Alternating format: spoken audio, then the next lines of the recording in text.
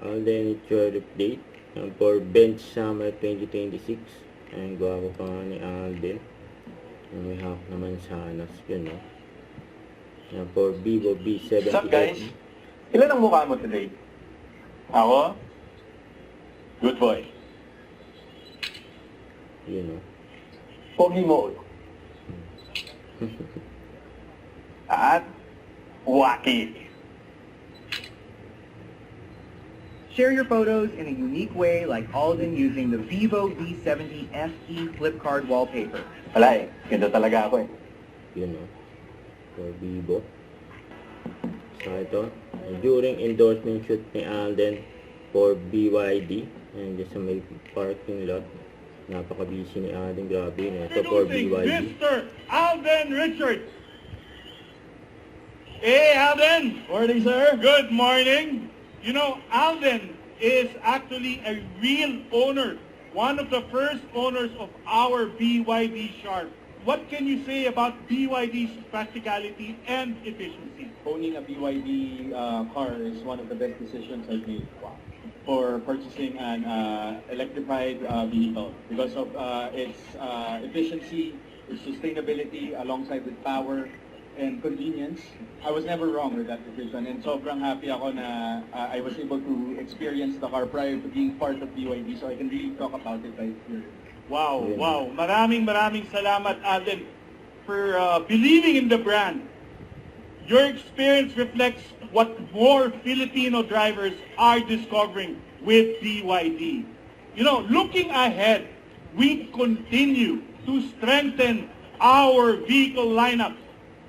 What you see here at NIAS represents the progress, vehicles built for different lifestyles and driving needs.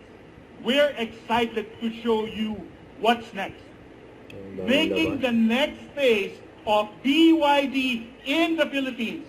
Ladies and gentlemen, introducing the BYD Atto 2 and the BYD Sea Lion 7. You know? We introduce the Atto 2 with your perfect first electric SUV arriving in the Philippines in the second half of 2026. The next is the Sea Lion 7, our all-electric performance SUV built for power, range, and driving excitement. Be among the first to own it, as we are now accepting reservations starting today right here at NIAS. Availability of the Sea Lion 7 will be at the end of May 2026. Discover our complete lineup of BYD vehicles designed to match every Filipino lifestyle. Maraming salamat po sa inyo, and thank you for being here at the BYD Pavilion. Enjoy the rest of the day. You know? BYD number 1.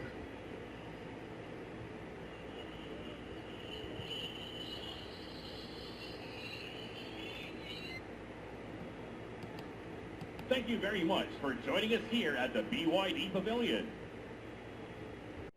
Don't forget to subscribe, click the notification bell for my update. This is Future Reaction Vlog. Stay tuned for more videos. See ya.